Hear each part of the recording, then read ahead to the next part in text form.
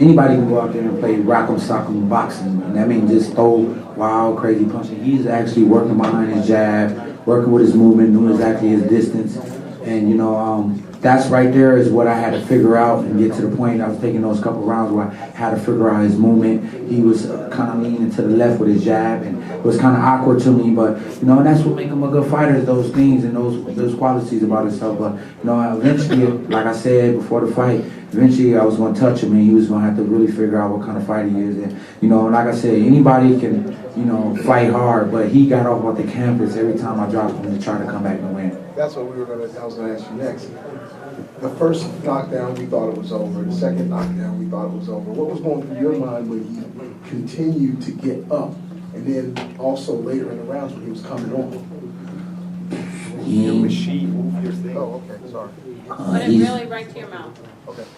He's not gonna quit. He's just getting up every time I drop him. You know what I'm saying? He getting right back up, and like I said, I never had a guy like out of 27 fights. Every guy that I touched, they became hurt. And some of those guys got that will where they want to last, and that's what he had. And it was all about winning one round at a time. I knew I was confident in my conditioning through 12 rounds, and it's about having that intelligence and not to let nothing deter you from where you was trying to go. And that's why I was keeping focused. If he got back up, then I had to keep putting him down, or I had to keep winning, or just take the fight for what it is.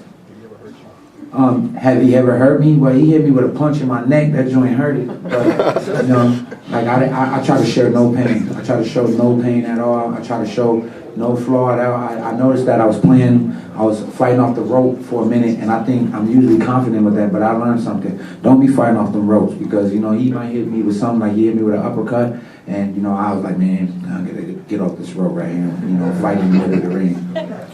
Peter, great fight. Who you have on your radar? Who would you want next? Well, you know what?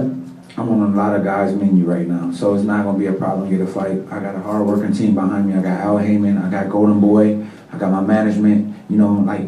That people say, oh, man, you got to fight for the glory. Well, I found out something. Glory don't pay your bills.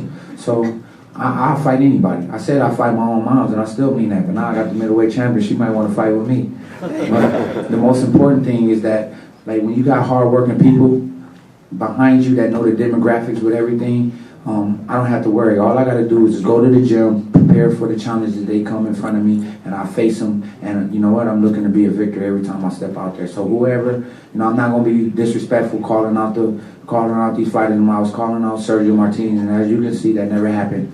So I'm just be focused. I'm the only American middleweight rated right now, and this is all a blessing. I'm gonna take God's platform and be responsible with it, and just be inspiring people.